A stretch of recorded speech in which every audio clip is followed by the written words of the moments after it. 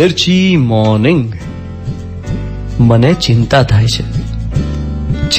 છે એ બધા લોકોની જે ફૂટપાથ પર રહેતા હતા, કન્સ્ટ્રક્શન સાઇટ પર કામ કરતા હતા, રોજની મજૂરી કરવા માટે 4 રસ્તે કડિયા નાકે ઉભા રહેતા હતા અને સ્વમાનથી મજૂરી કરીને 2 પૈસા કમાતા હતા. મને એમના બાળકોની ચિંતા થાય છે. કોર્પોરેશનમાં કમિશનર સાહેબ સાથે વાત કરી, ગુજરાતના ચીફ મિનિસ્ટર આદરણીય વિજયભાઈ રૂપાણી સાથે વાત કરી અને એમના સંવેદનશીલ અપ્રોચથી સંતોષ થયો. સરકાર તો સરસ કામ કરે જ છે અને આ બધાનું ધ્યાન પણ રાખશે જે લોકો વંચિત છે. પણ મને ચિંતા થાય છે એ બધા લોકોની જેમને રોજ હોસ્પિટલ જવું પડે છે, પોતાના જીવને જોખમમાં મૂકીને ખડે પગે હોસ્પિટલમાં કામ કરે છે. મને ચિંતા થાય છે ડોક્ટર્સ, નર્સિસ, મેડિકલ કેરટેકર્સના ફેમિલી મેમ્બર્સની. મને ચિંતા થાય છે એ બધા લોકોની જેમણે લોન લઈને બિઝનેસ સ્ટાર્ટઅપ કર્યું હોય, સપના જોયા હતા 10 વર્ષ પછી ધીરુભાઈ બનવાના, ઇન્ડસ્ટ્રીમાં નામ કમાવાના, દામ કમાવાના, અને હવે બધો પ્લાન થોડો ઉપર નીચે થઈ ગયો છે.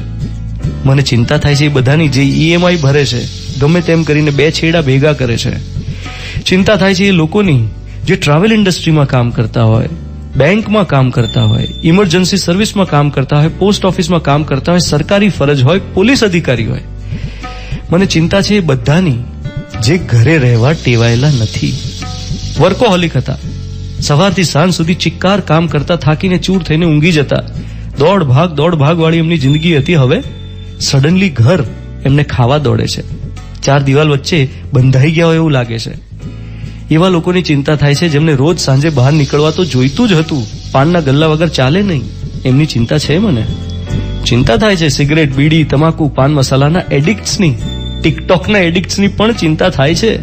અરે ગાંડા થઈ જશે એ લોકો 21 દિવસમાં, મગજનું સંતુલન ગુમાવી દેશે. મને ચિંતા થાય છે લોકોના સંબંધોની, કારણ કે ઝઘડા થશે. કેટલાય લોકોના ઘરમાં ને ઘરમાં રહીને એકબીજા પર અકળામણ ઠાલવીને ઝઘડા થશે. અને છેક છેવટે હું ચિંતા કરીને થાકું છું. મને રિયલાઇઝ થાય છે કે મારા ચિંતા કરવાથી શું થશે. મારાથી બનતા પ્રયત્નો હું કરું તોય હું કોઈના દુઃખ, સંપૂર્ણપણે દુઃખ દૂર કરી શકવાનો નથી. મારા હાથમાં જેટલું છે એટલું કરી શકું, જે હાથમાં ના હોય એ તો સ્વીકારી લેવું પડે. મારા હાથમાં છે પ્રાર્થનાનું શસ્ત્ર. આઈ કેન પ્રે, અને એ સૌથી શક્તિશાળી શસ્ત્ર છે. રોજ હું સવાર સાંજ પ્રેયર્સ કરી શકું, પોઝિટિવ એનર્જી તમારા સુધી પહોંચાડી શકું. બાકી ચિંતા એ તો ચિતા સમાન. મારા નાનાજી હંમેશા ગાતા કવિ નરસિંહ મહેતાનું આ પદ, જે ગમે જગતગુરુ દેવ જગદીશને, તે તણો ખરખરો ફોક કરવો, આપણો ચિંતવ્યો અર્થ કઈ નવસરે, ઉગરે એ જ ઉદ્વેગ ધરવો. You are listening to Mirchi.